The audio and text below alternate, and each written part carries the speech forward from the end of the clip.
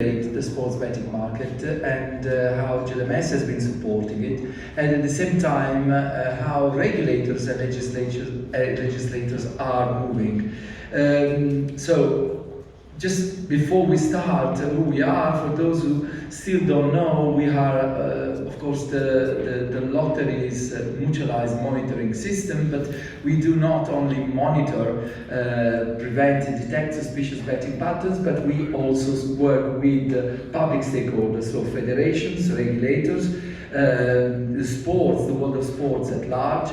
And what we aim to be in the future is, as a non-profit association, the most credible entity for match fixing. We have opened a hub last year in Hong Kong. We are going to open a hub in Canada, in Montreal, with analysts, and we have been having a hub, an integrity hub, for a long time in Denmark. So we will have 3 hubs.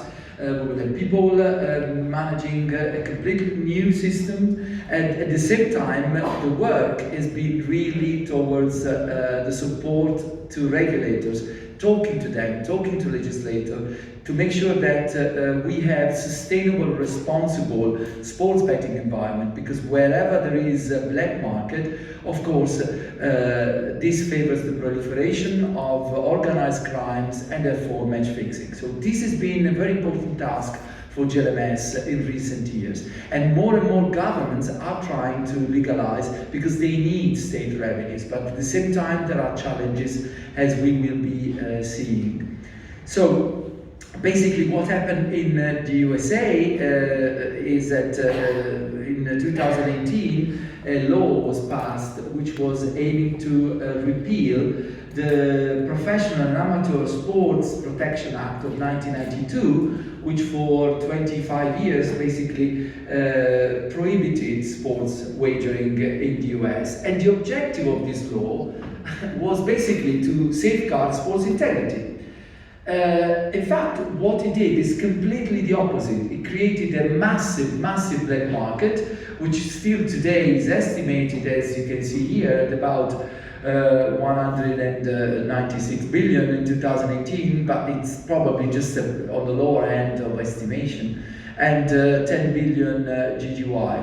The issue here has been that the state of New Jersey took to court the NCAA.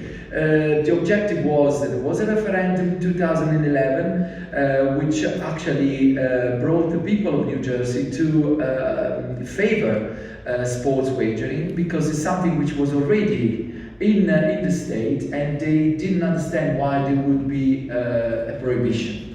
So what happened is that the lobbying activity started. I've been working very closely since 2015 with the American Gaming Association. The American Gaming Association Sports Betting Task Force was in 2015 made of 7 people.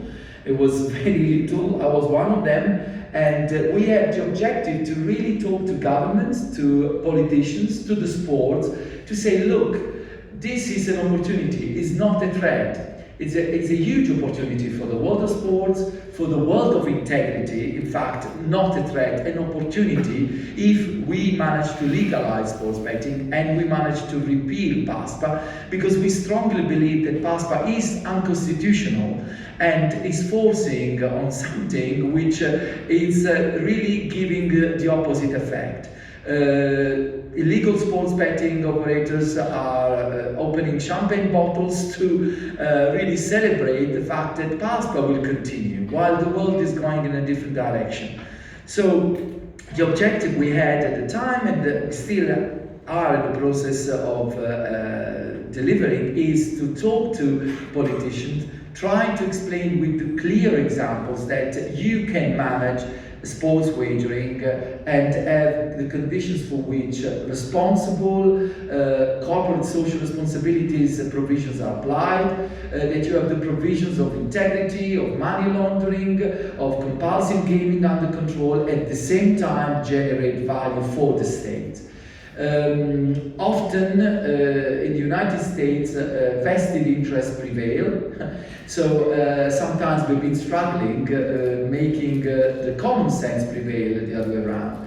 So I think what has happened and where we are today is that about 13 states have launched sports wagering in the US, and we're talking about the green, the dark green, as you can see here. While the light green are those who have authorized sports betting bill already, but they have not launched yet. While the blue, the dark blue, are those who are in the process of legalizing sports wagering. So they don't have a bill yet. We're talking about 5 states here.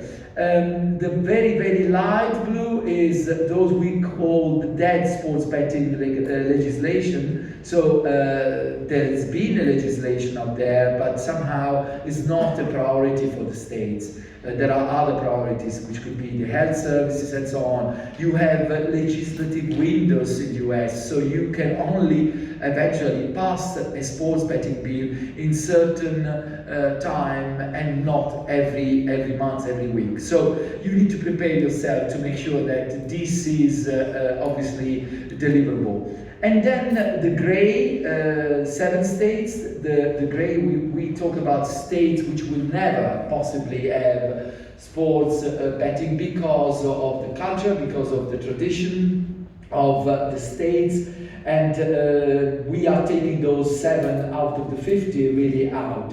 So as you can see here, we have a very fragmented representation, and in most of the cases, the way, for example, the 13 fully operational states have delivered and are fully active is completely different state by state. So you will have certain states with a large tax on handle or on GGY. You will have other states where you need to pay 20 million license fee or 10 million license fee for a period of years.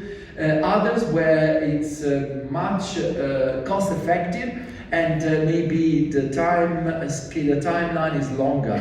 So there are also competitive environment, because if you are in Massachusetts and your neighboring state is Rhode Island, and in Rhode Island the lottery is paying 50% of GGY in terms of tax, then some of the customers will cross the border and will go to Massachusetts to bet, because the odds will be better, the betting services will be better. So what we see here is that there is a fragmentation. There are tier 1, let's say, sustainable market